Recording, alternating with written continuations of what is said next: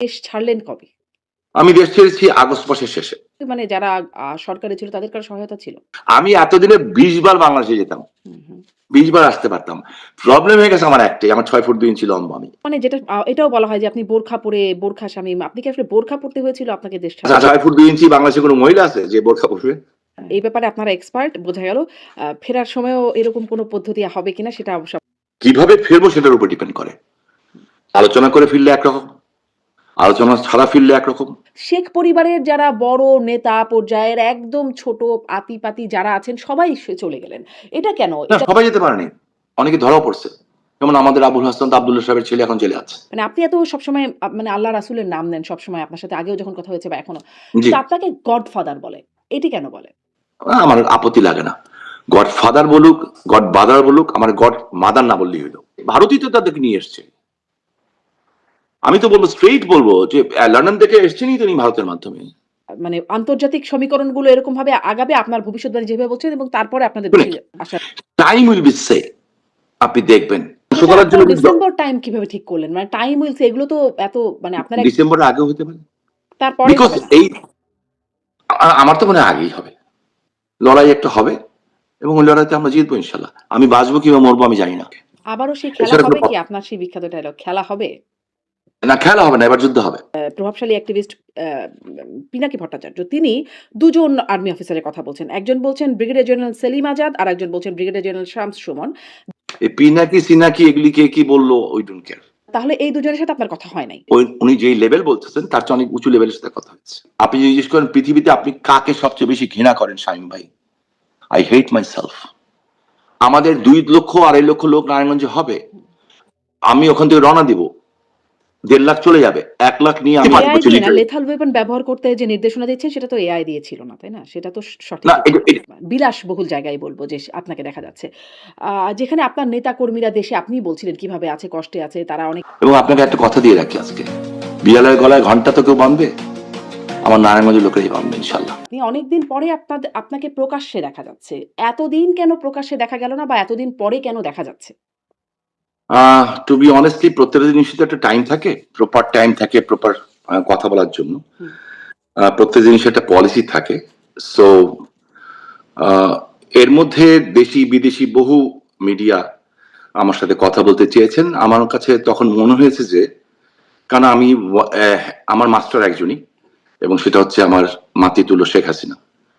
তো আমি মনে করেছি যে কখন কথা বলাটা উচিত প্রপার টাইম। তো ততক্ষণ পর্যন্ত প্রপার টাইম হয়নি দেখে কথা বলি নাই। হুম।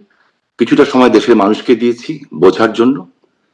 ডক্টর ইউনূসের সোনার বাংলা, হ্যাঁ, যেখানে এখন ধ্বংসের বাংলা হয়ে গেছে। মানুষ ভেবেছিল ইউনূস সাহেব ক্ষমতা আসলে দেশের মানুষ সোনার চামচ দিয়ে ভাত খাবে।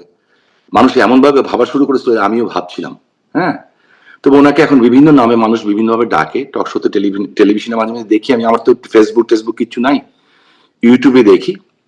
দেখি সাংবাদিকরাই কেউ বলছেন কি সুদখোর, কেউ বলছেন বাটপার। তো উনি ওনার সিনিয়র মুরব্বী মানুষ, আমি এই ধরনের ভাষা আমার জন্য ইউজ করতে চাই না। যে একটা ভাষা আমার কাছে ভালো লেগেছে যে দেশ ধ্বংসকারী। তো ধরেন তিনি তার মেয়াদটা তো শেষ হয়ে গেছে। এখন নতুন সরকার আসছে। এখন নতুন মেয়াদ হ্যাঁ। এসছে, হ্যাঁ। তো এখন তো এসে কেন মনে একটু হলো যে আপনি ওই সেই টাইমটা এসেছে কথা বলার জন্য? না, এখনো এই সরকারের ৬টা মাস গেছে। এই সরকারের যখন ক্ষমতা আসছিল, আহ, আপনি অত্যন্ত নামকরা সাংবাদিক, ভালো সাংবাদিক, তুখোড় প্রশ্নকর্তা, হ্যাঁ হ্যাঁ। তো এটা তো আমি জানি, রাজকাহন অনুষ্ঠান থেকে জানি। সো আপনি একটু খেয়াল করে দেখেন আমার মেমোরি, অবশ্যই আপনি আমার চেয়ে বয়সে ছোট, অনেক ছোট। তো আপনার মেমোরি আমার চেয়ে অনেক শার্প। সেটা হচ্ছে যে এই সরকারটা ক্ষমতা আসার আগে আজকে যিনি রাষ্ট্রপতি হলেন, যদিও আমি বলছি এই সরকার বৈধভাবে ক্ষমতা আসে নাই, এটা সাংবিধানিক সরকার না, এটা ফাইনাল কথা, হ্যাঁ। কোনোদিনই সাংবিধানিক সরকার হতে পারে না, কারণ মাননীয় প্রধানমন্ত্রী পার্লামেন্ট ডাকেন নাই, পদত্যাগ করেন নাই, রাষ্ট্রপতির কাছে কোনো পদত্যাগপত্র নাই। বাট আমি ধরে নিলাম তারপরেও জাস্ট আলোচনার স্বার্থে যে এটা একটা সরকার এবং সাংবিধানিক সরকারই ধরে আছে, লিগেল সরকার। তো এই লিগেল সরকারটা প্রথমে যিনি এখন মহাসচিব ছিলেন তারেক রহমান দেশে ফেরার আগে উনি একটা ইন্টারেস্টিং কথা বলেছিলেন যে আমার ফেরা না ফেরা সবটা আমার উপর নির্ভর করে না। তার মানে কার উপর নির্ভর করে ওনাকে দেশে আসতে হয়েছে সেটা জানি, যে কার উপরে নির্ভর করে উনি দেশে এসেছেন, কারা ওনাকে নিয়ে এসছে। কার উপরে? ওই যে এখনো ক্লিয়ার করবো না, এর পরের অনুষ্ঠানে আপনার কাছে ক্লিয়ার করবো, এই কিছুদিন পরেই ক্লিয়ার হবে আপনার কাছে, আর কয়েকদিন পরেই হবে। হুম। তো ক্লিয়ার হবে, টাইম ইজ কামিং। তো এবং ইনি পরে যখন উনি আসলেন তার আগেই যখন নির্বাচন শুরু হলো, আমি ওনাকে সম্মান করি ব্যক্তিগতভাবে। আজকে যিনি রাষ্ট্রপতি হয়েছেন মির্জা ফখরুল সাহেব, আমি ব্যক্তিগতভাবে ওনাকে পছন্দ করি ওনার কথাবার্তার জন্য, ঠিক আছে? এটা আমি পছন্দ করি, এটা অস্বীকার করে লাভ নেই। তো ভালো ভালো কথা বলেন, এই ভালো ভালো কথাগুলি যে উনি অন্তর থেকে বলেন, আমি ভাবছিলাম আগে সত্য এটাই, বাট উনি নির্বাচনের আগে বললেন যে আওয়ামী লীগ অফিস খুলে দেওয়া হবে, খুলে দেওয়া হলো। আওয়ামী লীগের মানুষকে ভোট দিতে হবে, দেওয়া হলো। আওয়ামী লীগের লোকদের জন্য দরজা খোলা আছে। তো উনি শুধু একলা না, ওনার দেখা দেখি তখন সবাই বলা শুরু করলো, বিএনপির বড় বড় নেতারা সবাই বলা শুরু করলেন। শুরু করার পরে রয়টার্সের সাথে তারেক রহমান যখন দেশে ফিরলেন, উনি দেশে ফিরে রয়টারের মতো সাংবাদিকদের সাথে বললেন যে জাতির পিতার কন্যা, বাংলা মা, আমি বাংলার মা বলি এখন, শেখ হাসিনা তো জাতির বাংলাদেশের প্রধানমন্ত্রী, ওনার সন্তানদের ব্যাপারে বললেন, সাজিবাদের জয় এবং সাইমা পুতুল, ওদের ব্যাপারে বললেন যে ওনারা দেশে রাজনীতি করতে আসতে পারেননি, ব্লা ব্লা ব্লা ব্লা ব্লা, অনেক কিছু বললেন। বাট ওকে ফাইন, এই জন্য আমাদের উচিত যে ওনাকে টাইম দেওয়া, যে অ্যাকচুয়ালি আপনার চরিত্রটা মুখস্থ উন্মোচন করার জন্য, যে আপনি কি নাটক করছেন, 21শে আগস্টের ঘটনা যারা ঘটিয়েছে তারা এত উদার কেমন করে হলো এত তাড়াতাড়ি। হ্যাঁ, তো এই জিনিসটা দেখার জন্য একটু সময় দরকার ছিল। আমরা দেখলাম, আমি আপনাকে ছোট্ট একটা উদাহরণ দিই, ছোট্ট, একেবারে ছোট্ট, বাট এই ছোট্ট উদাহরণটা আমার মনে হয় যে যে কোনো বিবেকমান মানুষের কাছে, সে আওয়ামী লীগ করুক, বিএনপি করুক, জাতীয় পার্টি করুক, কিংবা কোনো পার্টি করুক, কিংবা না করুক, না করা লোক তো বেশি সংখ্যায়, তাদের বিবেকে লাগবে। ধানমন্ডি 32 নম্বরে 15ই আগস্টে দুটো বোন গেল, দুটা মেয়ে গেল, অল্প বয়সে দুটা মেয়ে গেল। কেন? ওরা জাতির পিতার কে রেসপেক্ট জানাতে চায়, ওরা বঙ্গবন্ধুকে সম্মান জানাতে চায়, ওখানে যে ওরা হয়তো ফুল দিতে চায় কিংবা দোয়া করতে চায়, হোয়াট এভার ইস, তাদের সাথে কি আচরণ করা হয়েছে, তাদেরকে গায়ে হাত দেওয়া হয়েছে, এটা আপনাদের মাধ্যমে আমিও দেখেছি, সারা দেশবাসী দেখেছে, বিশ্ববাসী দেখেছে। আর একটা ছেলে সরল স্বীকারোক্তি দিল যে আমি ওনাকে ভালোবাসি, এই জন্য এখানে এসেছি ওনাকে শ্রদ্ধা জানানোর জন্য। সেই ছেলেটাকে কিভাবে বেধড়ক ভাবে মারা হলো, এটা আপনিও দেখেছেন, আমিও দেখেছি, সবাই দেখেছি। সো এইটুক সময় আমাদের দরকার ছিল মুখোশ উন্মোচন করার। তারপরে তো যারা দেশকে এটা করে ফেলবেন, এটা কিন্তু করে ধরেন ফেলবেন, আপনাদের মুখোশ তো তার আগেই তাদের সামনে উন্মোচিত হয়ে গিয়েছিল। মানে তিনি যিনি প্রধানমন্ত্রী তিনি দেশে ফিরতে পারেন নাই। আপনারা এখন যে অবস্থায় আছেন, আপনাদের শাসনামলে তিনিও দেশে ফিরতে পারেন নাই। তার মা তিনিও নির্যাতিত হয়েছেন, জেলখানায় ছিলেন। অনেক বয়স্ক মানুষ, একজন বয়স্ক নারী, অসুস্থ নারী। এই নিয়ে অনেক কথা হয়েছে সেই সময় আপনাদের সাথে। মানে তাকে আপনারা উদার হবেন এটা ভাবলেনই বা কি করে? না, উদার হবে এটা ভালো নয়। এই কারণে আপনাকে আমি দায়িত্ব নিয়ে বলতে চাই একটা কথা, যেটা হচ্ছে খালেদা বেগম, খালেদা জিয়া, মানে আল্লাহ ওনাকে ব্যস্ত নসিব করুক, আপনার অনুষ্ঠানেও কিন্তু যখন ডিবিসিতে আপনি অনুষ্ঠান করতেন, উনি যখন অসুস্থ ছিলেন, আমি কিন্তু ওনার জন্য দোয়া চেয়েছি, আমি পার্সোনালি। আমি যা বলি এটা কিন্তু পার্টির স্টেটমেন্ট না, প্রত্যেকটা মানুষের একটা ব্যক্তিগত স্টেটমেন্ট থাকে। আপনি একটা জার্নালিস্ট, এরকম আরো হাজার জার্নালিস্ট আছে, কিন্তু সবাই যে আপনার মতো করে কথা বলবে তা তো না। আপনার একটা আইডিওলজি আছে, আপনার একটা চিন্তা ভাবনা আছে, আপনার একটা চেতনা আছে, আপনার একটা লক্ষ্য আছে, আপনার লক্ষ্য দিয়ে আপনি বিচার করবেন। হ্যাঁ, জনগণও আপনার আমার কথাটাকে ওনাদের মতো করে বিচার করবেন।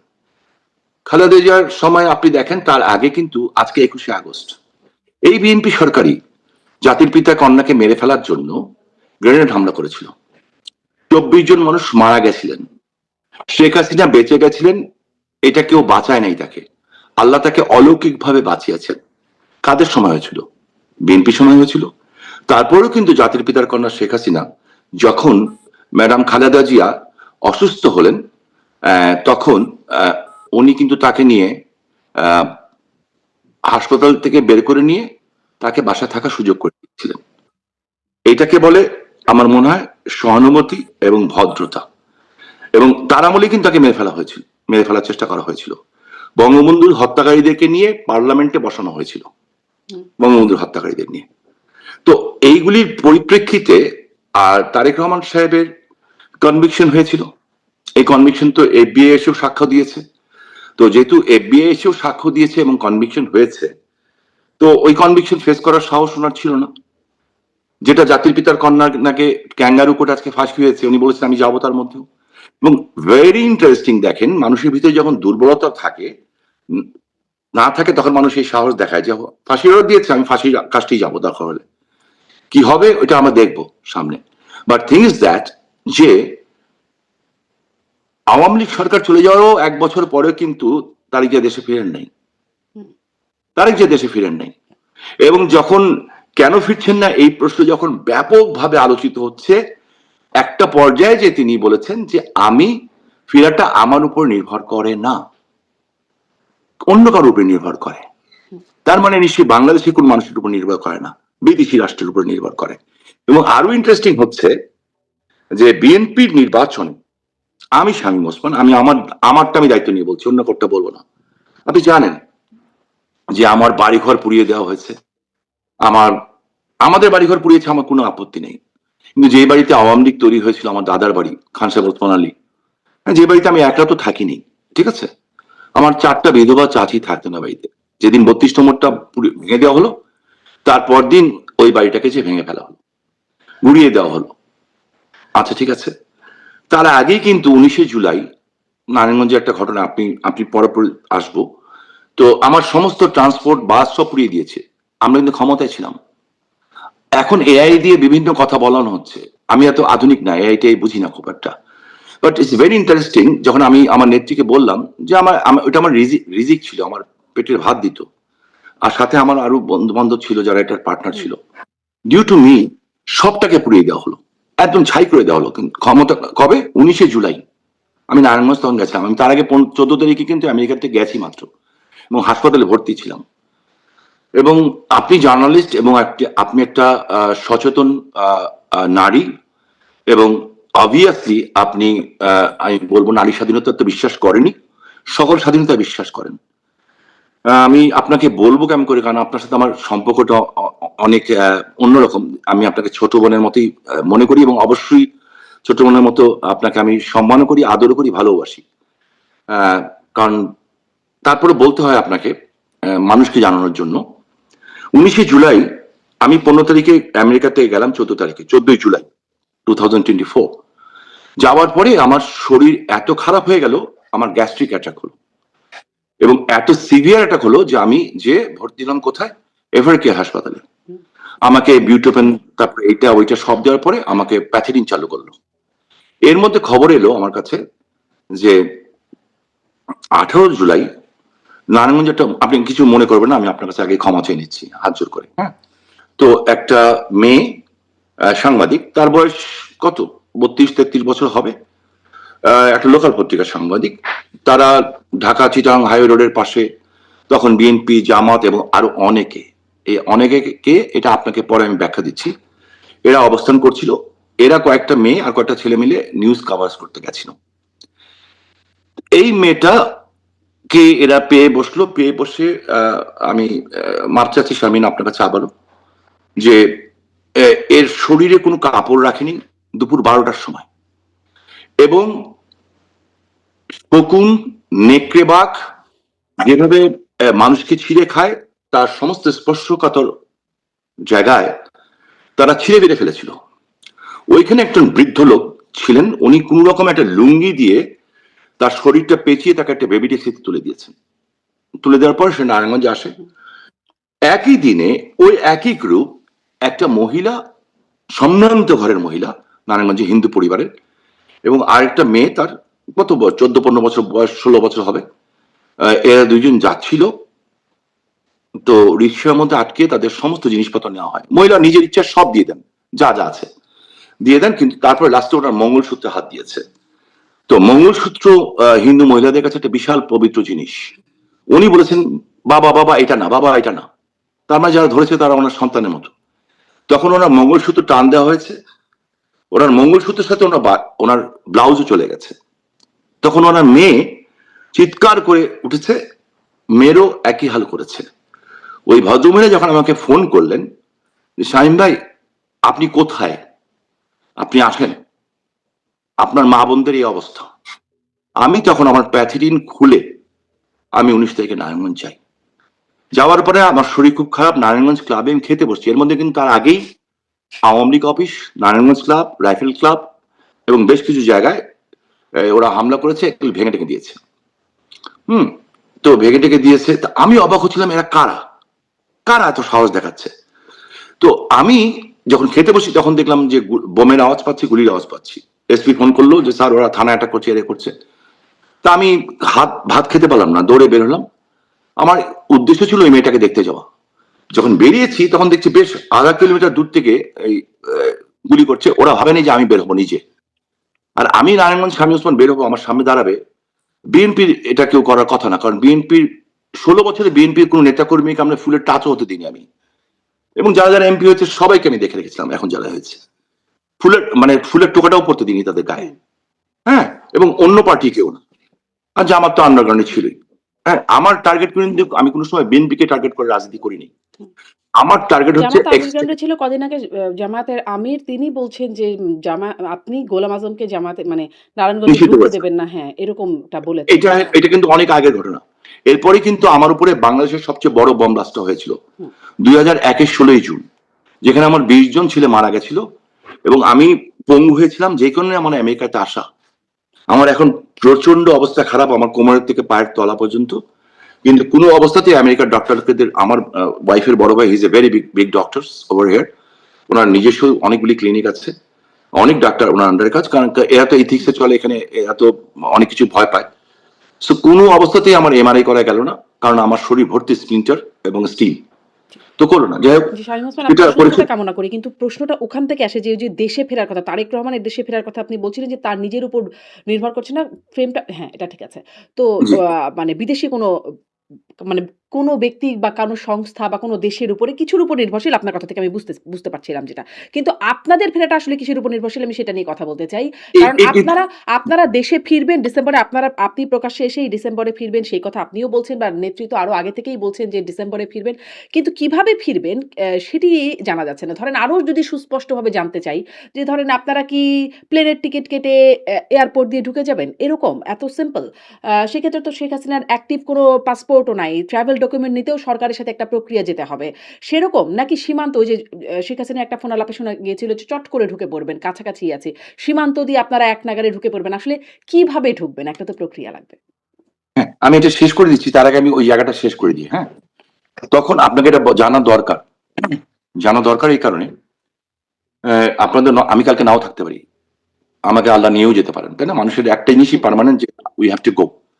এবং কোন জিনিসই সবকিছু মানে টেম্পোরারি।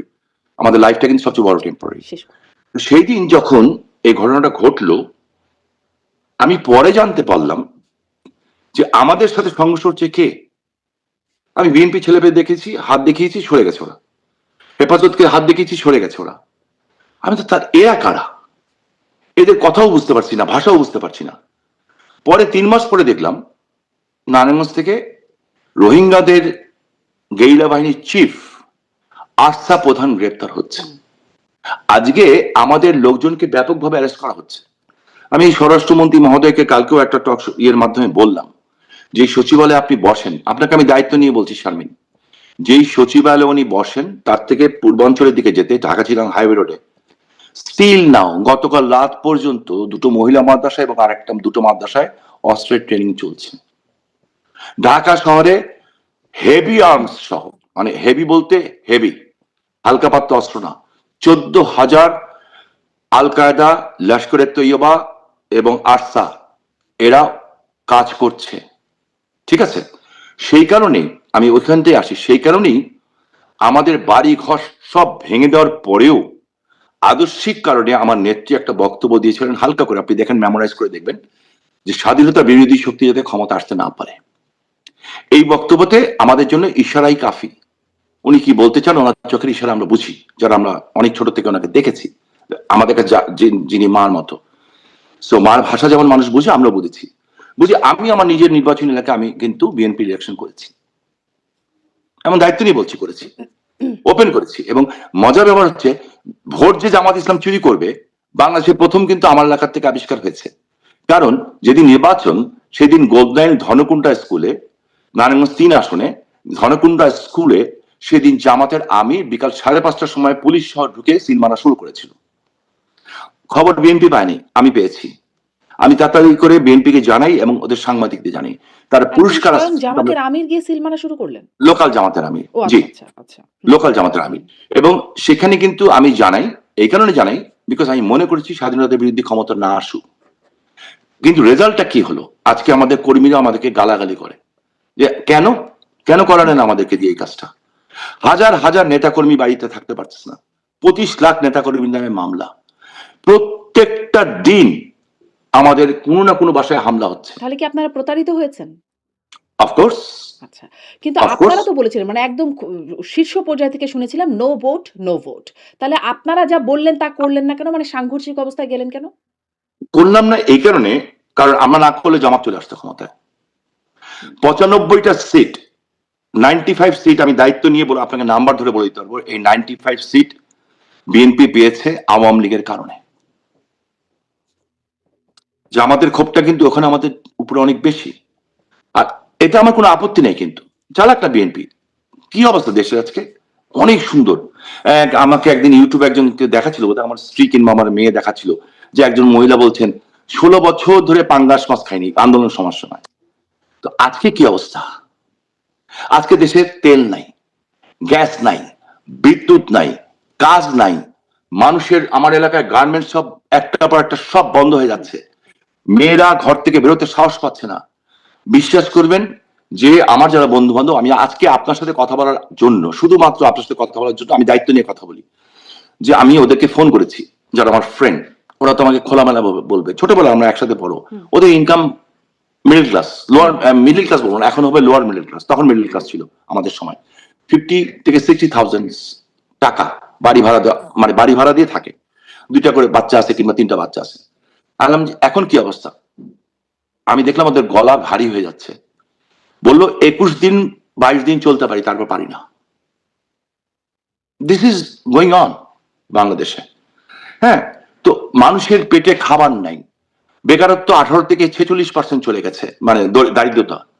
তো এই জিনিসটা দেশের মানুষের বোঝা দরকার ছিল, মানুষ বুঝছে এবং কিন্তু তার জন্য সরকার তো বলছে যে বিদ্যুৎ নাই, জ্বালানি নাই সেটা আপনাদের ভুল নীতির কারণে। আওয়ামী লীগ এটা সরকারের বলতে নীতি। পারে। এখন আমিও বলতে পারি নবাব সিরাজউদ্দৌলা যদি এই কাজ না করতেন তাহলে আমরা পরাধীন না হতাম না। হুম, হ্যাঁ, তো এখন যদি এটা বলতে চায় তাহলে তো আমার কিছু বলার নাই। বাট আমি আপনার মাধ্যমে, আমি 98% বাচ্চারা যারা এই আন্দোলনটাতে শরীক হয়েছিল না বুঝে করেছিল। কেন? এই ফেসবুক, টুইটার, এই সমস্ত দিয়ে একটা এমন একটা জিনিস তৈরি করা হয়েছিল যেটার পিছনে বিলিয়ন্স মিলিয়ন্স অফ ডলার খরচা হয়েছে, যে বাংলাদেশটাকে একটা ব্যর্থ রাষ্ট্র বানানোর জন্য। কার জন্য শারমিন বাংলাদেশ ব্যর্থ রাষ্ট্র হবে? টার্গেটটা কি? টার্গেটটা হচ্ছে বাংলাদেশের ভূমি। এই ভূমিটা কারা চায়? পাকিস্তানের আইএসআই নেটওয়ার্ক চায়। কেন চায়? তারা এখানে জঙ্গিদের ট্রেন আপ করতে চায়। 1.5 বছর ওই যে এয়ারপোর্টের সামনে যে হোটেলটা ছিল, বারবার ভুলে যায়, রেডিসন ব্লু, ওখানে পাকিস্তানের 6 জন জেনারেল কি করছিল 1.5 বছর এক নাগার ইউনুসের সময়? এরা ট্রেন আপ করেছে 165টা জায়গায়, স্টিল নাও হেভি আর্মস নিয়ে ট্রেনিং চলছে। টার্গেট কি? টার্গেট হচ্ছে ভারত, আপনার এসব পাকিস্তান। তথ্যসূত্র কি? মানে কোথা থেকে আমার আসছে? তথ্য 100% অথেন্টিক, শুধু একটু ছোট্ট দিয়ে যাচ্ছি, যে জাতিসংঘ আমাদের বিরুদ্ধে 2 দিন আগেও কথা বলছিল, ঠিক আছে, এই যে এই সমস্ত নিয়ে, সেই জাতিসংঘই কিন্তু এই আমি আমেরিকা থাকা অবস্থায় কিছুদিন আগে বলেছে যে বাংলাদেশের নিরাপত্তা পরিষদ বলেছে বাংলাদেশে আল কায়দা ইজ অ্যাক্টিভ। হুম। আর তো কিছু লাগে না তথ্য সত্য, তারাই বলছে। আমি আমেরিকাতে আজকে আসি না, আমি 90 থেকে আসি এখানে। তো এখানে আমার ছোট ভাইরা যারা আছে, আমার ইয়ে আছে, তারা অনেক বড় বড় হাই প্রোফাইলের তারা কাজ করেন, একদম মেইন স্ট্রিমে কাজ করেন, কিংবা এমন এমন জায়গায় কাজ করেন যারা পৃথিবীর সব খবর রাখেন। তো আমি তাদের সাথে কথা বলেছি, জানতে পেরেছি তারা জানছেন। কিন্তু মার্কিন যুক্তরাষ্ট্র সব ব্যাপারে অ্যালাউ করে, একটা ব্যাপারে তারা অ্যালাউ করতে চায় না, সেটা হচ্ছে এক্সট্রিমিস্ট গ্রুপকে এবং জঙ্গিবাদকে, যাদের কোনো, এরা কিন্তু ইসলাম না, এদের কোনো ধর্ম নাই, এরা ধর্মের নামে ওই যে হলিউডিজমের মতো ঘটনা ঘটায়, যেটা বাংলাদেশে ঘটেছিল। আজকে দেশটাকে ওই জায়গাটা নিয়ে যাওয়ার চেষ্টা করছে। বাংলাদেশ ব্যর্থ হবে, মরবে বাংলাদেশের মানুষ, ঝামেলা করবে ভারতে, আর করবে দিকটা বার্মা, রোহিঙ্গা। রোহিঙ্গারা, বার্মা বলে দিচ্ছে রোহিঙ্গা ইজ বেঙ্গলি, আপনি এমন ফেরাবেন কেমন করে? কিভাবে ফিরাবেন? ওখান থেকে আরাকানরা ট্রেনিং নিচ্ছে বাংলাদেশে। আমাদের দেশে না এত বড় শক্তিশালী সেনাবাহিনী আটকাচ্ছে না কেন? সো এখন তো সেই আমার বিষয়টা লাইফ আপনাদের সময়কাল থেকেই চলে আসছে। মানে রোহিঙ্গারা ঢুকলো ওই সময় সেই অমানবিকতার অবস্থাটা আপনাদের সময় হয়েছিল এবং তখনই বার্মা বলেছিল, মিয়ানমারের তখনই ভাষ্য ছিল যে এরা বাংলাদেশীরা ওই চিটাগং হ্যাঁ, অঞ্চলের। এটা তো এ- পুরনো। এ- এই এই এই এই এই জায়গাটাতে আমাদের ভুল ছিল। হ্যাঁ, এই জায়গাগুলি ভুল ছিল। তো সবকিছু মেনে যেটা একটা জায়গায় এসছে, আমার মনে হয় যে আপনি জিজ্ঞেস করছিলেন আমরা ঢুকবো হ্যাঁ, কিভাবে। ঠিক আছে, আপনার প্রশ্নের উত্তর আমি দেই। আমরা যখন ঢুকবো এবং ঢোকার সময় হবে, কোনো পাসপোর্ট টাসপোর্ট দেওয়ার যাদেরকে আপনি অথরিটি মনে করছেন, আমার জানি কেন মনে হয় তারা থাকবেই না। এটা আমার মনে হয় তারা থাকবে না। আপনি বলবেন সরাবে কে? জনগণের চেয়ে বেশি শক্তিশালী কেউ না। আর তার চেয়েও বেশি শক্তিশালী পৃথিবীতে একজন আছেন, সারা পৃথিবীতে না, সারা সৃষ্টির স্রষ্টা রাব্বুল আলামিন। আমি বিশ্বাস করি। হুম। শারমিন, আপনি কেন বিলিভ ইট? আপনি লেখাপড়া করা মেয়ে, অত্যন্ত জ্ঞানী একটা, আপনার সাথে আমি কথা বলে আমি বুঝি যে আপনার জ্ঞান চর্চা আছে, ভালো আছে। আপনি পৃথিবীর একটা উন্নত দেশে এখন থাকছেন। হ্যাঁ, আপনি দেখেন তো প্রথম মহাযুদ্ধ, বিশ্বযুদ্ধ, দ্বিতীয় বিশ্বযুদ্ধ কিংবা আফ্রিকার জঙ্গলগুলিতে যে যুদ্ধ হয় একদম আনকালচার কান্ট্রিগুলিতে, কোথাও কি দেখেছেন যে মৃত মানুষকে কবর থেকে উঠিয়ে সেই মানুষকে পিটানো হয়, পিটানোর পরে নাচা হয়, গান গাওয়া হয়, এরপর তাকে জ্বালিয়ে দেওয়া হয়? বাংলাদেশে হয়েছে কিন্তু। আপনি কোথাও দেখেছেন যে একজন বীর মুক্তিযোদ্ধা মাইনুদ্দিন খান বাদল ভাই একটা কথা বলেছিলেন যে ধর্ষক আর ধর্ষিতা এক টেবিলে উঠতে পারে না?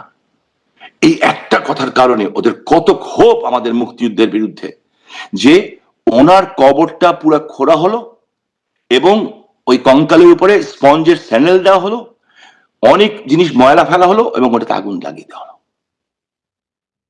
তাহলে বুঝেন, মুক্তিযোদ্ধাদের জুতার মালা দিয়ে গলায় পরে ঘুরিয়েছে তো একটা দুটা ব্যাপার না, অহরহ হচ্ছে, অহরহ হচ্ছে।